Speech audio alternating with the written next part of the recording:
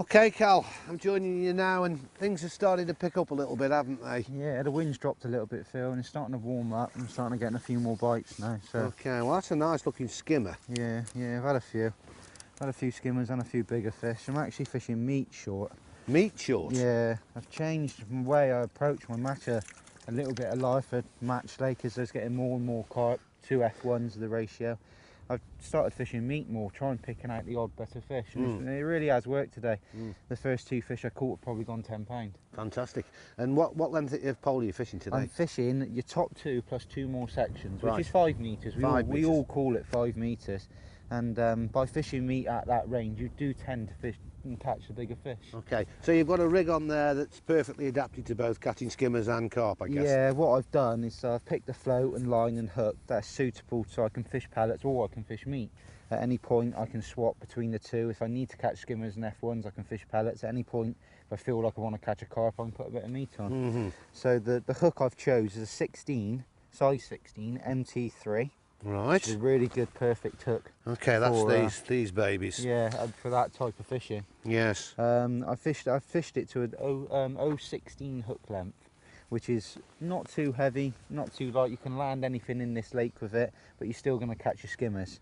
The main line's quite a bit heavier. I fished it to 020. I really don't see the benefit of fishing light lines for your main And line. that's Genesis 020? That is Genesis 020. Okay. It's really, really strong, visible when you go in the water, and really supple. It's also very nice when you put your shot on.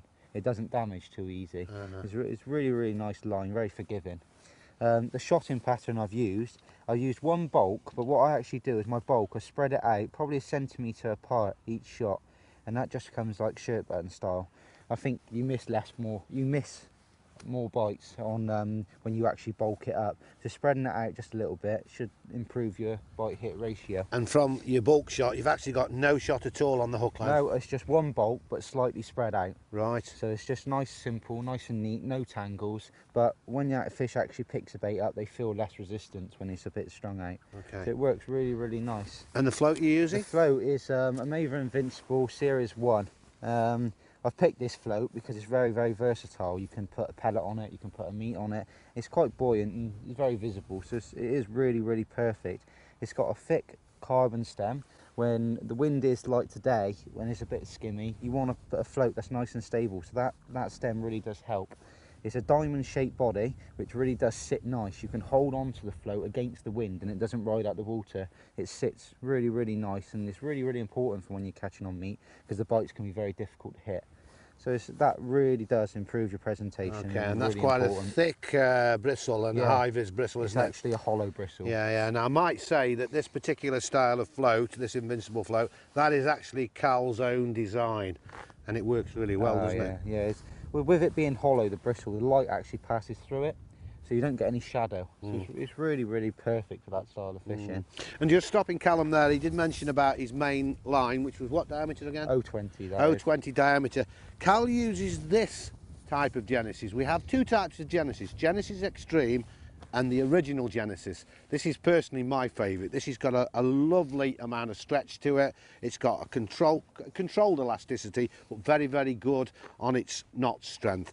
And this is a line that Cal would use either for main pole rigs and indeed for the reel. Yeah, definitely. Like you seen yesterday, I used it for fishing with the waggler, more conventional fishing. So it's really versatile. It's a tried and trusted line. You must try that. And again, that is a spool that contains 150 metres on every spool, so plenty to go at. Yeah, definitely. Okay, so you're concentrating on that 5 metre line, Cal. At the moment I was, yeah. And you're fishing meat. Yeah, definitely. Okay, well let's just see you go in again and see if you can catch another one there. No problem. Rolling that piece of meat on his hook, I noticed. Yeah, keeping your point very open. You don't want to tuck the whole bait in on the hook. You want to leave a bit of the point showing. And a mixture of both meat and pellet in yeah. the kinder pot there. Like I said before, at any point if you want to put a pellet on, you can do. At any point you want to put meat on to try and pick out a few better fish, you can do as well. I've decided to fish today with a kinder pot. Normally I do like to throw it on this line at 5 metres, but the wind today is very, very awkward. Very difficult, yeah. Yeah, so if I was to throw it today, it would spread over an area, and today, like today with the easterly wind, it is very cold. So I don't want to be spreading my bait. I want to try and keep it neat and accurate as possible. So the Kinder pot is really, really perfect for that. Every time you go out, you can fill it up. Every other time you go out, you can fill it up. It's really, really versatile and accurate. And meat's a really good bait, isn't it, for both carp and skimmers. On difficult days like today, meat can often outscore the pellet, can't it? Yeah, like I said, every time I get a bite at the moment, even if it's a skimmer, like you've seen then, it's a decent skimmer. And every time you catch an F1 or a carp, it is a big fish. Like I said, the first 2 fish went for £10. So that's a lot of other fish you're catching on pellets to try and catch up with someone that's fishing meat. Yeah. Cal, when I saw you earlier, you were fishing longer, and I did notice that to combat the wind, you were using this short section, which is the Maver short number 4 that fits all the competition holes. It really does stiffen the pole up. In wind like today, the last thing you want is a floppy pole that's just going to blow about in the wind. So it really does stiffen everything up. It's very, very important, because like today, I was going to try and fish shallow, and the way I present my rig when I'm fishing shallow, a shortfall is really, really important. So I actually like to slap the rig over. So it really does help when it's windy conditions. And you've got a Power Zone top 2 kit there, haven't you? Yeah. Like I said before, the fish on Larford are getting a lot bigger now, and you can go in and catch skimmers, or you can go in and hook a £15 carp. So the elastic I've used is an 8 to 11 dual core hollow, and it's really, really forgiving. You can go in, you can catch a skimmer and still have that much elastic out, go in, hook one £15, and it'll fly off, but you won't get broke. It's very, very important to use soft elastics. But with the Power Zone top kits, what you can actually do is when they come into netting range, pull your elastic out and you're in total control. Really, really important.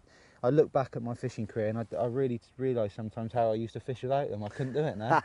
So it's unbelievable. If I was trying to fish now without one of them, I don't know what I'll do, to be honest. Okay, well, when you look at those in the shop, you will see that they're clearly marked. That is your Power Zone kit. You have your arrows here that tells you where the reinforced area is, and a little diamond there where you drill to do your puller kit. You've also got, and he's got one here.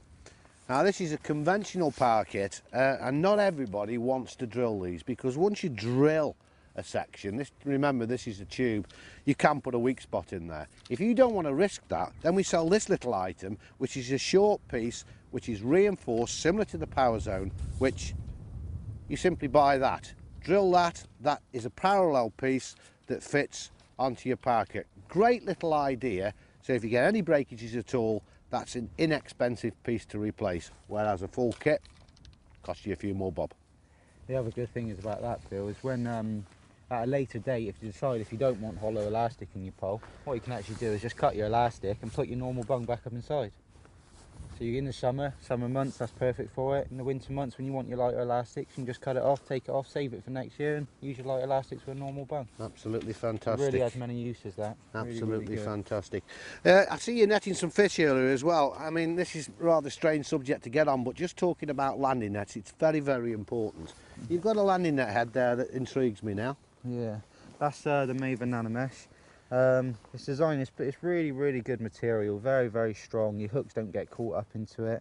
It's really safe as well. It's always got the fish guard label on. I never ever use a net without that on there. I wouldn't want to go into someone else's fishery and use an unsafe net. So it's really, really important you always look for that. It also has it hasn't got the mesh go around the outside of the ring. What that actually prevents is damaging your line when you actually got the fish in the net. If I had that mesh on the outside of there, when your rig passes over, it can damage your line. Yeah, it makes a lot of common sense what you're saying, because traditional nets are covered like that. Yeah. And if your line's going across that and the fish is flapping about, it can easily break your rig. Yeah. What a nice little idea that is. Yeah, very, very good. It's the perfect depth as well, which is really important for me, because I like to fish quick in competitions, and to keep having to reach too far down in your net if it was like that deep, it really does take a lot of time. So the perfect depth and size is really important for me.